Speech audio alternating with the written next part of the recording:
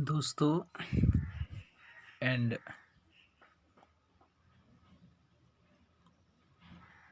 जितने भी साथी हैं बीपीएससी, एनटीपीसी और ग्रुप डी की तैयारी करने वाले, उन लोगों के लिए खुशखबरी है। बहुत सोच समझ के हमने सोचा है कि बहुत कम समय में टॉपिक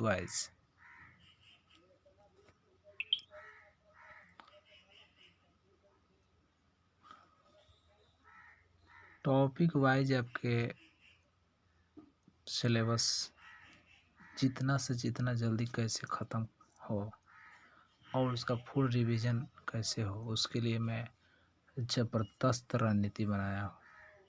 साथियों, अगर आप लोगों को ये वीडियो अच्छे लगे तो मेरे चैनल को सब्सक्राइब कीजिए और बेल आइकन को दबाइए। आप लोगों का यदि प्यार मिला तो मैं daily topic wise 2-3 topic 4 topic clear कराऊंगा और बहुत जल्दी से जल्दी आप लोगों को सिलेक्शन दिलाने में हेल्प करूंगा। तो चलिए साथियों, मैं क्वेश्चन स्टार्ट करता हूं। पहले मैं ऑनलाइनर पढ़ा रहा हूं, फिर ऑब्जेक्टिव भी बताऊंगा। ठीक है दोस्तों। गुप्त वंश का संस्थापक कौन था? श्रीगुप्त। गुप्त किसके समान थे? कुषाणों के। गुप्त शासन के दौरान ऐसे व्यक्ति कौन था जो एक महान खगोल विज्ञान और गणितज्ञ था? आर्यभट्ट। गुप्त शासकों की सरकारी दरबारी भाषा थी संस्कृत। गुप्त शासकों में जो सरकारी कार्यक्रम होता था उसमें कौन सा भाषा चलता था? संस्कृत। इतिहासकार बी.ए. स्मिथ ने किसकी विजय से प्रभावित होकर उसे भारत का नेपोलियन कहकर पुकारा? समुद्रगुप्त को। समुद्रगुप्त था जिसे बी.ए. स्मिथ ने भारत का नेपोलियन कहा था।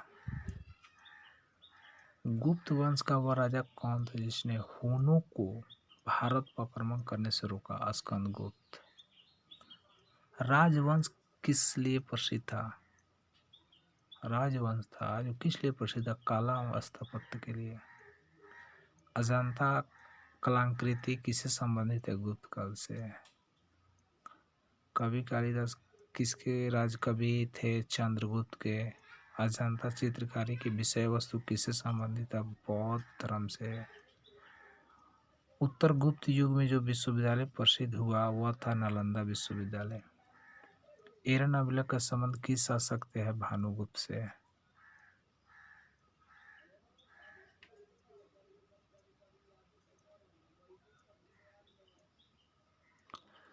भारतीय संस्कृत का स्वर्ण युग अगर कहा जाता तो गुप्त काल को।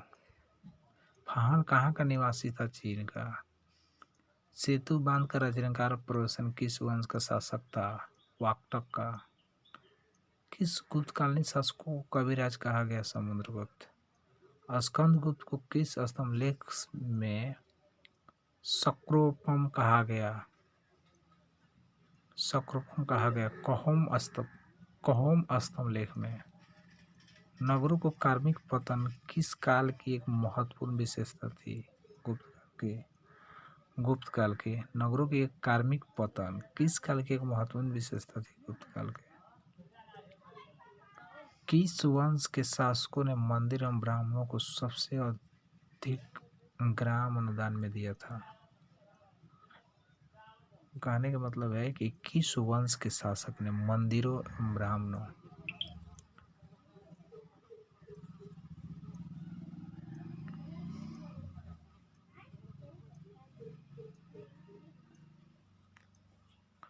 सॉरी दोस्तों।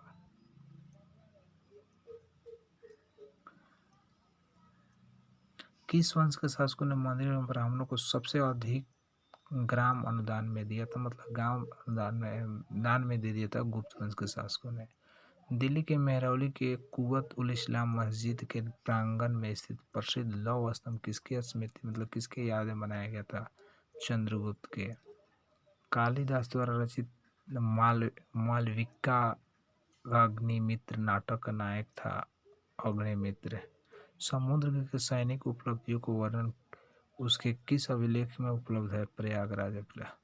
प्रयागराज स्तंभ लेख में।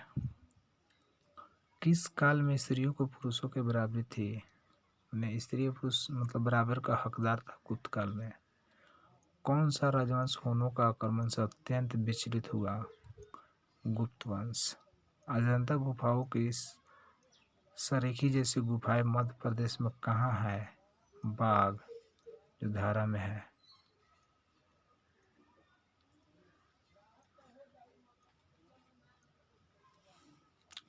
गुप्त वंश ने किस अवधि में शासन किया? 319 से 500 ईस्वी के करीब में। गुप्त वंश ने किस अवधि से किस अवधि तक ले गए? 319 से 500 ईस्वी के लगभग। बाल विवाह प्रथा आरंभ हुई थी गुप्त काल में। यूरोपीय भाषा में अनुवादित प्रथम भारतीय ग्रंथ कौन सा है? कुमार संभवम। सती प्रथा का पहला उल्लेख कहाँ मिलता है? एरन अभिलेख में। एरन अभिलेख से मिहिर कुल का संबंध हुनों से था। गुप्त राज जिसने विक्रमादित्य की पदवी ग्रहण की थी वो चंद्रगुप्त था।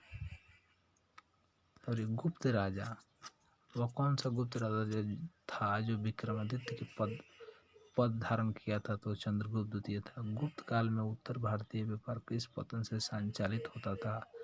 ताम्रलिप्त। एक मिनट, सॉरी दोस्तों, रुक जाओ।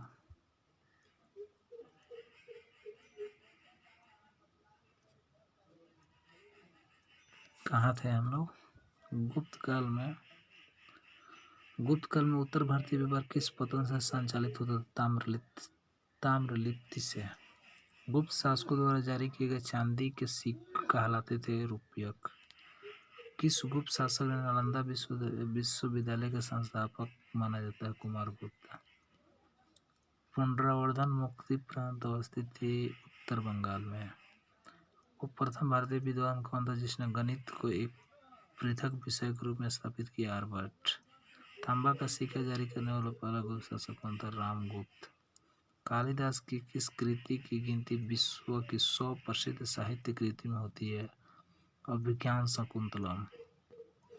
वर्तमान गणित में दशमलव प्रणाली के आविष्कार का श्रेय किस युग का है? गुप्त युग के। साथियों, अगर दशमलव का जो भी अगर आविष्कार हुआ तो आज से बहुत दिन पहले गुप्त युग में हुआ था।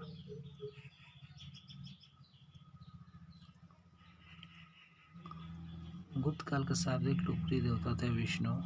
मेहरौली में दिल्ली स्थित लौह स्तंभ का निर्माण किस सदी में हुआ था? 4वीं सदी ईस्वी में। कुमार संभव महाकाव्य किस कवि ने लिखा? कालिदास ने।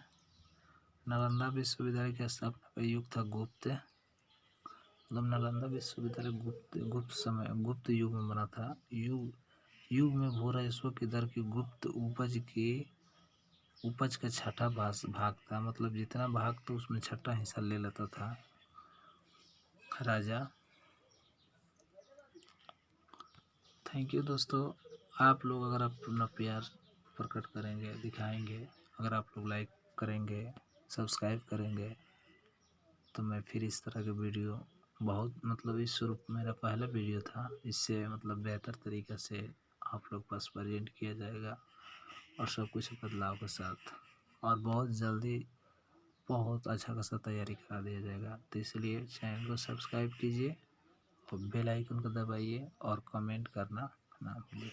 बताइए कि मैं कैसा लगा वीडियो।